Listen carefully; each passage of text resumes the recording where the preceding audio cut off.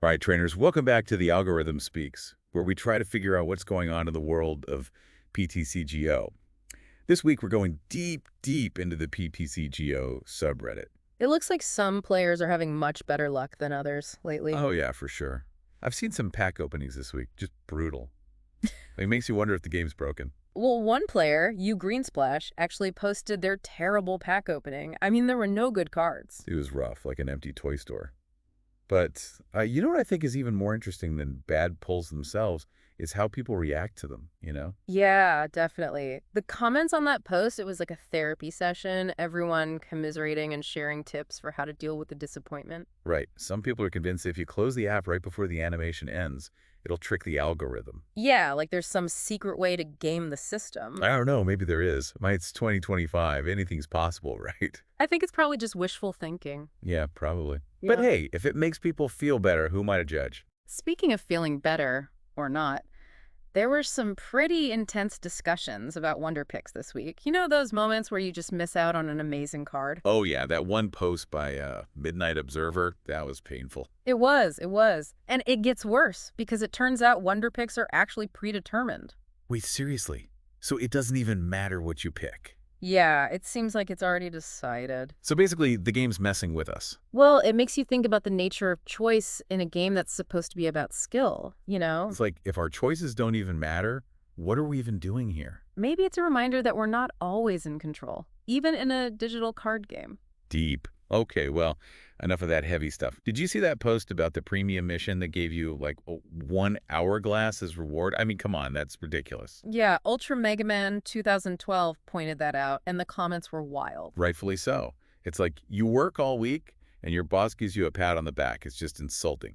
Especially for premium pass holders who already get extra stuff. It felt like a real slap in the face. For real. But, at least it gave us all a good laugh. You got to find the humor somewhere, right? On a lighter note, there were some really cool posts about people using the display board to show off their cards. Oh, yeah, those were great. They're like little art galleries. Yeah, Unnormal Reddit Lurker had a really nice one with Leafeon EX in a forest. That was beautiful. Mm. And then Utori and Dippy had their superior looking all majestic. It's cool how creative people get with it, like Okay. making their own little Pokemon worlds. Right. Like, why even bother with a real terrarium when you can have a digital one? Exactly. Less mess, too. And speaking of creative, did you see that post where someone run a match with a Ditto deck? You're kidding, right? Ditto. Yeah, you South Under 9785 pulled it off. That's amazing. Yeah. It's like the most unlikely hero. It just goes to show you any card can be good if you know how to use it. So inspiring. Makes you want to go out and build a Ditto deck right now. Well, maybe not right now, but it's definitely food for thought. And speaking of things that make you think, we have to talk about the deck slot situation. Oh boy. Here we go. The never-ending debate. 15 custom deck slots versus 40 rental decks. Why? It just doesn't make sense. Like, they don't want us to be creative and build our own decks. UNXJK 2023 put it perfectly. They said it's so frustrating not being able to experiment and try new things because you run out of space. Totally. And then, of course, you have people in the comments saying it's because of server space. Which is just ridiculous. I mean, seriously, come on. It's not 1999. Yeah, the amount of space a few extra decks would take up is nothing. So what is it then? Are they trying to force us to buy premium? Maybe, but hopefully there's a better explanation. Well, whatever it is, it's annoying. We need more deck slots. It's Yeah. as simple as that. I think everyone agrees on that. Welcome back to the Algorithm Speaks. We left off talking about some, well, interesting stuff, but now we're getting into something I know a lot of people have been talking about. Yeah, we got to talk about Garchomp. Like, what is going on with that full art Garchomp EX? Right. Thanks to Ugrimus Ghost. I think everyone's seen it by now. It's not just the card, though, right? It's the artwork. I mean, Garchomp looks like it's about to fight God or something. Yeah, Utista asked, why is Garchomp fighting God? And honestly, I don't have an answer. Like, seriously, look at it. That intense face, those claws, and then there's this, like, heavenly glow behind it. It's epic. And the comments, people have come up with some wild explanations. Like, Yu Kunsanagi thinks Garchomp went through this whole training montage with Lucario as its coach just to get ready for this battle. I love it. It's like people see a card and they just create a whole story around it. It's awesome. It's like even in a digital card game, you still have this human element of creativity and storytelling. That's a good point. Yeah. But okay, speaking of stories, did you see that post about the guy who won with a Ditto deck? Oh, yeah, you South Hunter 9785. I couldn't believe it. Ditto, really. I mean, it's Ditto, the Pokemon that just copies other Pokemon. I know, right? But they made it work. Must have been some crazy strategy. It's like one of those underdog stories you see in movies. You know, the team that no one expects to win, but then they pull it off. It's a good reminder that any card can be good if you're clever enough. Yeah, that's true. Okay, but now back to reality. We have to talk about the deck slot situation again. Oh, yeah, that. Still only 15 custom deck slots. It just doesn't make sense. I get that they want to make money, but come on. 15 slots, it's barely enough to try anything new. Right. UNXJK 2023 was saying how they can't experiment with different decks because they always run out of space. I feel that. And then you always get those comments like, oh, it's because of server space. Give me a break. It's the oldest excuse in the book. Like, do they think we're still using dial-up internet? Honestly, Yeah. it can't be that hard to give us a few more slots. It's just code, right? Exactly. So if it's not server space, it has to be something else. Like, are they seriously trying to make us pay for more slots? Maybe. I mean, it wouldn't surprise me. But hey, if you're going to do that, at least make it like 50 slots or something. Right. Like, make it worth our while. Anyway, enough complaining about that. Yeah. At least we have each other, right? The PTCGO community. It's pretty awesome, even with all the, quirks. Yeah, definitely. People are always willing to help each other out, share strategies, offer advice. It's a good place to be. That's true. And it's nice to know that even when you're having a bad day, there are people who get it. Like, when you're opening packs and getting nothing but commons. Right. It's like, we've all been there. We feel your pain. Exactly. We're all in this together. Okay, so we talked about Garchomp, we talked about Ditto, we talked about deck slots. I think it's time to address the elephant in the room, the one thing that everyone's been talking about. The single hourglass premium mission. Oh boy, that was rough. Whoever came up with that reward needs to rethink their life choices. For real? 1 hourglass. Like, what are we supposed to do with that? Ultra Mega Man 2012 was rightfully outraged, and the comments were just, chef's kiss. I know, right? The comparisons were amazing. A baggie of 2 Starburst and a sucker. A raise that wouldn't even cover the cost of a Pokeball. I was dying.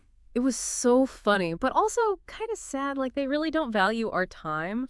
Yeah, it felt like a big middle finger to the community. But hey, at least it gave us something to laugh about. You have to find the silver lining, right? And we're back for the final part of our PTCGO deep dive. There's one thing that's been bugging me, and I'm sure I'm not the only one. It's, Misty. Oh yeah, Misty and her coin flips, always a hot topic. Seriously, sometimes it feels like those coin flips are rigged. Like there's no way it's actually 50-50. I get it. It can be frustrating when you get a string of bad flips. Like, come on, Misty, give me a break. Exactly. And then you start to wonder, is it just me? Or is there something fishy going on with the algorithm? Well, Exciting Aardvark 80s started a whole discussion about this, asking if Misty's coin flips are fair. And there were some pretty interesting theories in the comments. Yeah, I saw that post. People are convinced that the game is manipulating the coin flips to make us lose. It's a natural reaction, especially when you're in the heat of the moment and it feels like everything's going against you. Right. You're like one turn away from winning, and then Misty flips 3 tails in a row. You just want to scream. But there's actually a pretty good explanation for why it feels that way. Yumbier1 pointed out that because Misty's mechanic makes you keep flipping until you get tails, a long streak of heads can seem way more unlikely than it really is. Oh, that makes sense. So it's not that the coin flips are rigged, it's just that our brains are really good at focusing on the bad stuff. Exactly. It's called negativity bias, and it affects us in all areas of life, not just in PTCGO. So basically, we need to chill out and stop blaming Misty for our bad luck. Pretty much.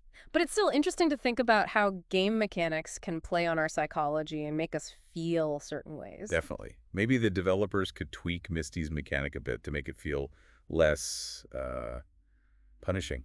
Yeah, like what if you flipped a set number of coins and then you could choose the best result? That would give players a little more control. Ooh, I like that idea. Okay, well, I think we spent enough time on Misty. Time to bring back our old friend, the deck slot situation. Ah, yes, the 15 slot mystery.